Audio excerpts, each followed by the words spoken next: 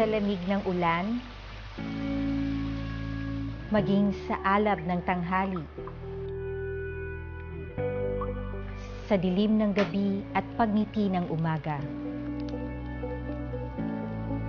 Ikaw ang pinili. Dahil pinaghalong pait at tamis, ligaya ang sa akin ay hatid. Ikaw, anong kwentong kape mo? Kung ating papansinin, ang kape na yata sa ngayon ang masasabing pambansang inumin ng mga Pilipino. Iba't ibang timpla para sa iba't ibang panlasa. Samot-saring trip, sabi nga, ang ginagawa ng marami para sa kape nilang kakaiba. 3-in-1, go! Timplang mall, sige rin. Basta nandun yung aroma, nandun yung pait, na tinimplahan ng tamis na nais. Sa marami na nga, ang pag-inom ng kape ay kinikilig. Hindi rin nagpahuli ang kape sa uso dahil nagkaroon ito ng maraming timpla para sa iba't ibang panlasa. Tampok na nga rin ito sa social media. Patunay riyan ng iba't ibang memes at hugot kape na gaya ng mga ito. Sa sobrang pag-inom ko ng kape, tumapang ako. Pati maling tao pinaglaban ko. Try mo magkape para magising ka naman at ma-realize mo ang ginawa mong kamalian. Masakit kapag iniwan ka ng walang dahilan. Pero mas masakit yung kapeng-kape ka na pero pagkuha mo ng tubig, yung termos walang laman. Kung para sa iba, kilay is life, ibahin mo ako. Kung manghihiram ako ng termino sa mga bagets, para sa akin, sasabihin kong kape is lifer. Isa yata ako sa mga taong naging sobra ang hilig sa kape. Hinahanap-hanap talaga ng sistema ko ang pagkakape sa araw-araw. Para bang may kulang kapag hindi ako nakainom kahit isang tasang kape. Napansin ko rin kung paano nabago ang timpla at kaparehas ng aking kape sa pagdaan ng panahon. Pinoy na Pinoy ang kapet kanin kombi para sa akin. Isa ito sa mga almusal o kaya merienda naming magkakapatid noong kabataan namin. Tambalang kapet tinapay ang patok sa aming paglaki. Ito ay yung mga panahong hindi ka maghahanap ng palaman, sapat ang pag-inom o pagsasawsaw ng tinapay sa mainit na kape. Nabawasan ng tamis. Tumapang ang pait ng mga kapeng tinitimpla ko sa aking pagtanda. Tila ba mas matapang, mas may dating ang aroma. Naging kasama ko ang kape sa lahat ng yugto ng aking buhay. Maiuugnay ko na nga ang kape sa aking damdamin. Sa lungkot, ligaya, pagtawa, at pagluha. At bakit nga naman hindi? May kwento sa kape. May mensahe ang kape. Ito ay dahil sa isang tasang kape na iyong ninanamnam, matatagpuan mo ang iyong sarili sa gitna ng mga pagsisisi, pangarap at pag-ibig. Sabayan natin ang iyong pagkakape ng isang pagbabalik-aral sa naging talakayan natin noong nagdaang araw. Nakita kitang napangiti ah. Magaling kung ganon. Natandaan mo ang parabola. Ayan na nga bang sinasabi ko na sasabi ka ng sumagot, diba? Sige, simulan natin ang pambungad na gawain. Sama-sama nating ayusin ang mga titik upang mabuo ang salitang hinahanap sa bawat deskripsyong aking babasahin. Mayroon tayong 5 segundo kada item. Pampatalas ng memorya para sa ating lahat. Gina ba? Tara, let's bagets! Ito ay akdang pampanitikan na nagsasalaysay at nagtuturo ng kinikilalang pamantayang moral na karaniwang batayan ng mga kwento ay nasa Biblia. Ang mga titik ay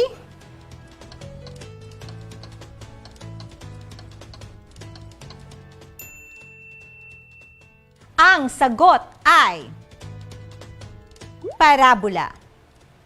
Tandaan, ang parabola ay iba sa pabula. Ito ay akdang pampanitikan na nagsasalaysay at nagtuturo ng kinikilalang pamantayang moral na karaniwang batayan ng mga kwento ay nasa Biblia. Tingnan natin ang kasunod na item. Ito ang paglalahad ng pagkakasunod-sunod ng pangyayaring nagaganap sa kwento. Ang mga titik ay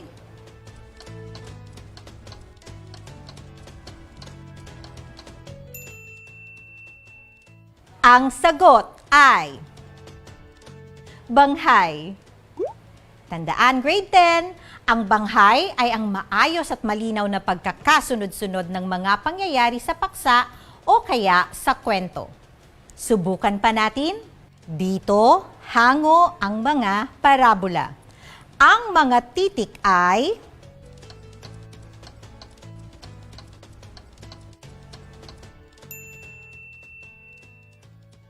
Biblia.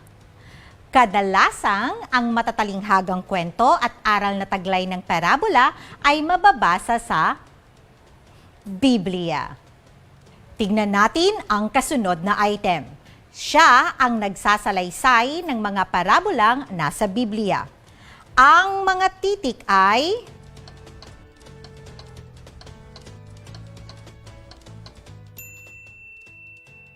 ang sagot ay si Jesus.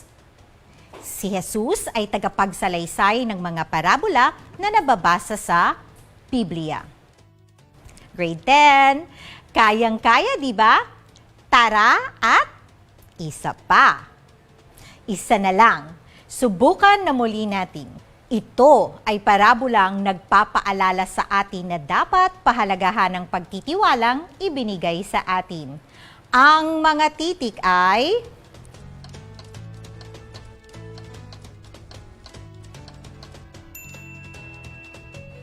at ang sagot ay ang tusong katiwala.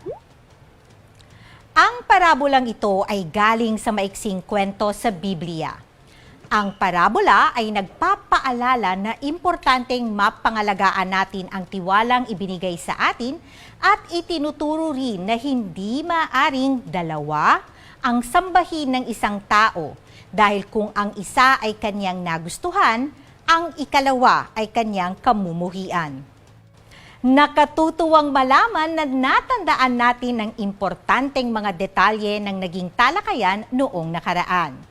Patunay lamang iyan na hindi kayo nagpapabaya sa inyong mga aralin at sabik kayong lumago at matuto. Kaya naman, payabungin pa natin ang ating kaalaman sa parabola. Magandang matutunan ng mga kabataan ang pagbabasa ng akdang pampanitikan, lalo ang parabola na nagtataglay ng mga aral na magiging gabay sa buhay. Bibigyan ko kayo ngayon ng isang halimbawa ng kwento na hindi hango sa Biblia, ngunit taglay din ang mga elemento ng isang parabola. Makikita nyo ngayon ang isang carrot, itlog, at kape. Ang bawat isang iyan ay maghahatid sa atin ng aral. Grade 10, ang mensahe ng butil ng kape. Isang araw, habang nagbubungkal ng lupa ang magsasaka, narinig niyang nagmamaktol ang kanyang anak na lalaki. Narinig nitong binabanggit ng kanyang anak ang hirap at pagod na nararanasan sa pagsasaka at pagbubungkal ng bukirin. Ayon pa sa anak, nararamdaman niya na hindi makatarungan ng kanyang buhay dahil sa hirap na nararanasan niya. Sa pagkakataong iyon, tiningnan ng ama ang anak at tinawag niya papunta sa kusina. Nilagyan ng ama ang 3 palayok ng tubig at saka isinalang sa apoy. Walang narinig na anumang salitaan sa mga oras na iyon. Hinayaan lamang nila ang mga nakasalang na palayok. Hindi nagtagal, kumulo ang tubig. Sa unang palayok, inilagay ng ama ang karot. Sa pangalawa naman ay mga itlog. Sa panghuli, butil ng kape ang inilahok. Sa tingin mo, ano ang maaaring mangyari sa karot, itlog, at butil ng kape na aking inilahok? Tanong ng ama. Maluluto? Kibit balikat na tugon ng anak. Makalipas ang 20 minuto, inalis ng ama ang mga baga at pinalapit ng anak sa mga palayok. Damhin mo ang mga ito. Hikayat ng ama. Ano ang iyong napuna? Bulong ng ama. Napansin ng anak na ang karot ay lumambot. Inutusan naman siya ng ama na kunin ang itlog at hatiin ito. Matapos mabalatan ng itlog, napansin niya na buo at matigas na ito dahil sa pagkakalaga. Higupin mo ang kape.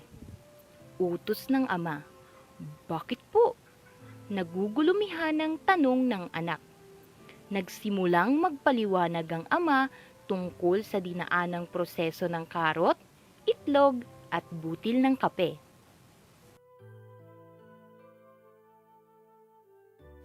Pare-pareho itong inilahok sa kumukulong tubig, subalit iba-iba ang naging reaksyon. Ang karot na sa una ay matigas, malakas at tila di natitinag, subalit matapos mailahok sa kumukulong tubig ay naging malambot na kumakatawan sa kahinaan. Ang itlog na may puti at manipis na balat bilang proteksyon sa likidong nasa loob nito ay naging matigas matapos mapakuluan. Samantala, ang butil ng kape nang ito ay mailahok sa kumukulong tubig ay natunaw, ngunit kapalit nito ay karagdagang sangkap na magpapatingkad dito. Alin ka sa kanila? Tanong ng ama sa anak. Ngayon, nais kong ikintal mo ito sa iyong isipan. Ang kumukulong tubig ay katumbas ng suliranin sa buhay. Kapag ito ay kumatok sa ating pinto, paano ka tutugon? Ikaw ba ay magiging karot, itlog, o butil ng kape? Usal ng ama. Ikaw ba ay magiging karot na malakas sa una subalit nang dumating ang pagsubok ay naging mahina? O kaya naman ay magiging tulad ng itlog na ang labas na balat ay nagpapakita ng kabutihan ng puso, subalit nabago ng init ng kumukulong tubig? Ang itlog ay nagpapaalala na minsan may mga taong sa una ay may mabuting puso, subalit kapag dumaan ang pagsubok tulad ng sigalot sa pamilya o mga kaibigan, sila ay nagkakaroon ng tigas ng kalooban upang hindi igawad ang kapatawaran sa nagkasala. Maging tulad ka kaya ng butil ng kape na nakapagpabago sa kumukulong tubig? Kapuna-puna na sa tulong ng butil ng kape, nadagdagan ng kulay at bango ang kumukulong tubig. Paliwanag ng ama, kung ikaw ay tulad ng butil ng kape, ikaw ay magiging matatag sa oras ng pagsubok. Higit sa lahat, ikaw mismo ang magpapabago sa mga pangyayari sa paligid mo. Dagdag na paliwanag ng ama. Paano mo ngayon hinaharap ang mga suliranin sa iyong buhay? Ikaw ba ay sumusunod lamang sa kung ano ang idinidikta ng sitwasyon o nagsusumikap kang maging matatag sa harap ng mga pagsubok? Gayun din, patuloy ka rin bang lumilikha ng positibong pagbabago na dulot ng di magagandang pangyayari? Kaya anak, ikaw ba ay magiging karot, Itlog o butil ng kape? Tanong muli ng ama. Ngumiti ang anak, kasunod ang tugon, ako ay magiging butil ng kape.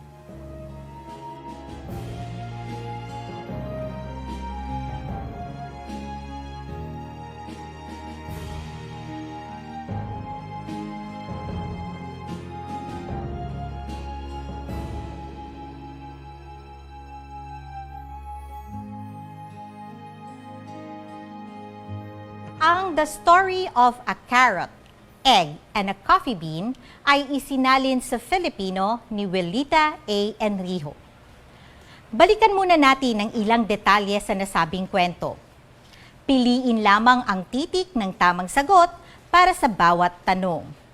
5 segundo muli, mga pambihirang bagets. Sa kwentong Ang Mensahe ng Butil ng Kape, ano ang ginamit ng ama para pakuluan ang tubig? A. Banga, B. Kaldero, C. Kawali, D. Palayo.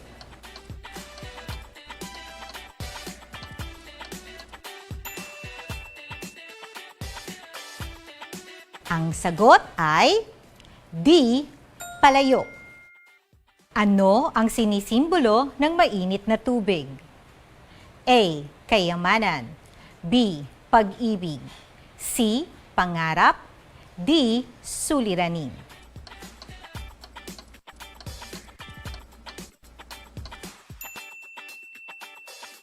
Ang sagot ay D. Suliranin. Sa mensahe ng butil ng kape, ano ang pinili ng anak para harapin ang mga suliranin sa buhay? A. Maging itlog, B. Maging carrots, C. Maging butil ng kape, D. Maging mainit na tubig.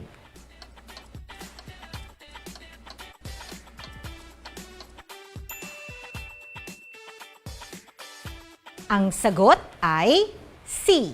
Maging butil ng kape. Anong dahilan kung bakit ang ama ay nagbigay ng halimbawa tungkol sa carrots, itlog at kape? A. Narinig niyang sumisigaw ang kanyang anak na lalaki. B. Narinig niyang kumakanta ang kanyang anak na lalaki. C. Narinig niyang nagmamaktol ang kanyang anak na lalaki. D. Narinig niyang nagmamakaawa ang kanyang anak na lalaki.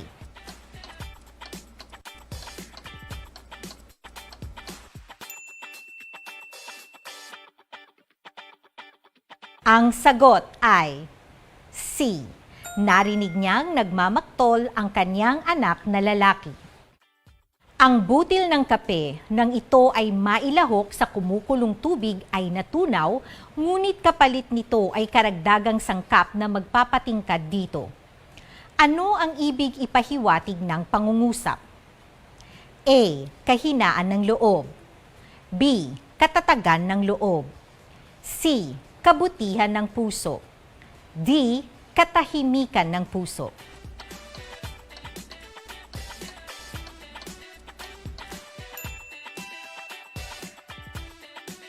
Ang sagot ay B. Katatagan ng loob. Mahusay! Grade 10! Pambato na nga kayo pagdating sa mga may iksing pagsasanay, ha?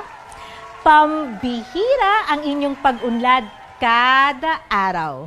Ang kwentong Mensahe ng Butil ng Kape ay isa sa halimbawa ng parabola. Nagbibigay din ito ng aral sa mga mambabasa. Ito ay tungkol sa isang ama na ipinapakita kung gaano kahalaga ang pagdedesisyon sa buhay at kung paano harapin ang mga suliraning darating sa atin. At ginamit nga ng ama ang carrots, itlog, at butil ng kape bilang mga halimbawa. Puno ng simbolismo ang nasabing parabola. Ang carrot, itlog, at butil ng kape ay ang mga uri ng tao na humaharap sa problema. Ang naging reaksyon ng tatlong bagay na ito sa kumukulong tubig ay sumisimbolo sa pagtugon ng tao sa mga suliranin.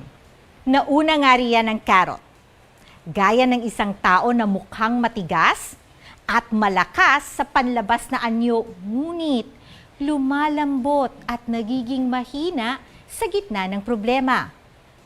Samantalang ang itlog ay ang mga taong pinatigas na ng problema ang loob o ang puso. Hirap na silang magpatawad o magtiwala. Ang huli nga ay ang butil ng kape na nagbibigay karagdagang sangkap na nagpapatingkad sa kumukulong tubig.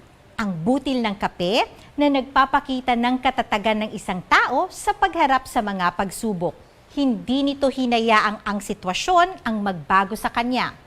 Bagkus ay gumawa ng paraan upang mabago ang sitwasyon. Grade 10, sabi ni Ma'am Matanong, nasa atin pa ring mga kamay ang magiging kapalaran natin sa hinaharap. Ikaw ang may hawak ng manibela, ikaw ang nagpapatakbo ng sarili mong buhay. Maging isang kape ka sana na sa lahat ng mga problema na dumadating ay nakakapagpabago sa kumukulong tubig. Subukan natin grade 10 na gumawa ng isang maiksing pagsasalaysay. Mag-isip ng isang naging suliranin sa buhay. Balikan kung paano mo ito nasolusyonan at ano ang mga natutuhan mong aral mula sa iyong pinagdaanan. Matapos nito, ay iugnay mo ang iyong sarili sa parabola. Ikaw ba ay naging isang carrot, itlog, o kape sa pagharap mo sa nasabing problema sa buhay? Huwag mabahala kung aabutan ka ng oras. Paghahanda lamang ito para sa susunod nating gawain. Ganun pa man, grade 10, gusto kong pagtuunan mo ito ng atensyon, ha? Sabi ni Ma'am Matanong, lahat ng tagumpay nagsisimula sa maliliit na bagay. Kaya, simulan na natin. Pahusay ang lahat ng pagsasanay, kaya simulan na natin ang ating gawain.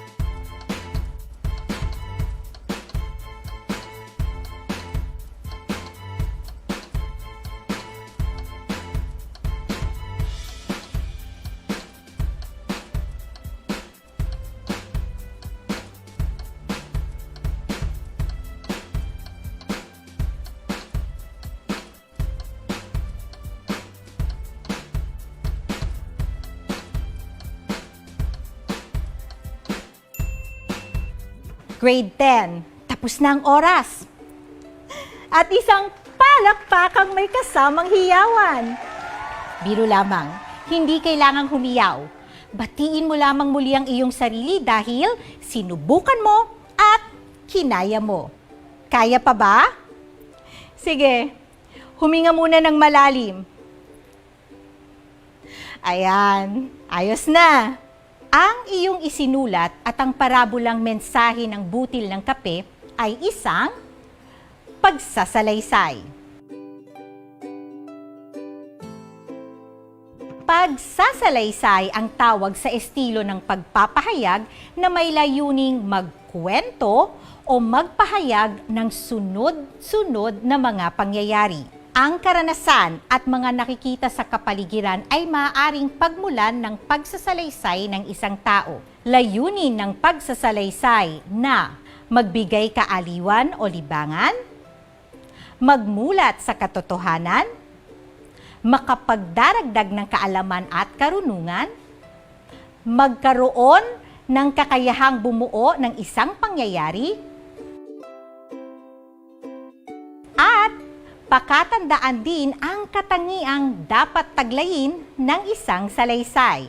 Una, ang pamagat ay maikli, orihinal, kapanapanabik at napapanahon.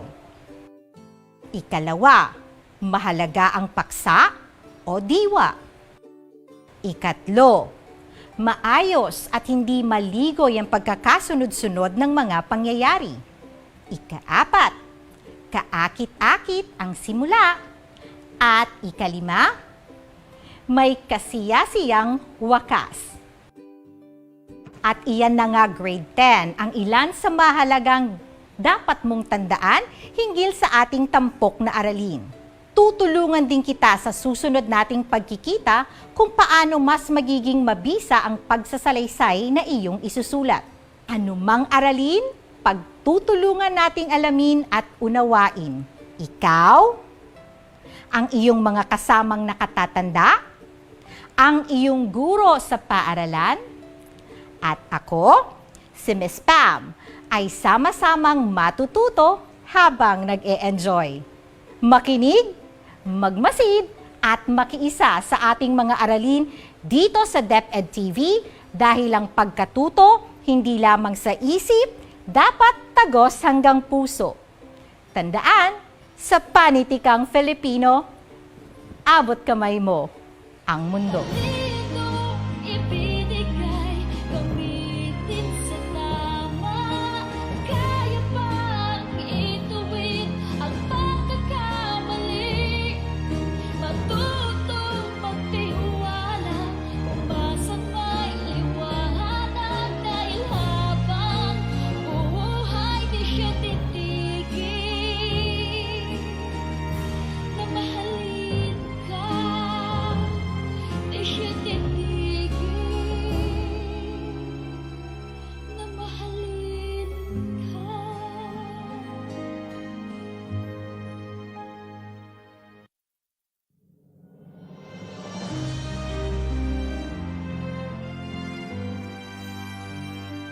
Bakit minsan nalilihis tayo? Mahirap nga ba maging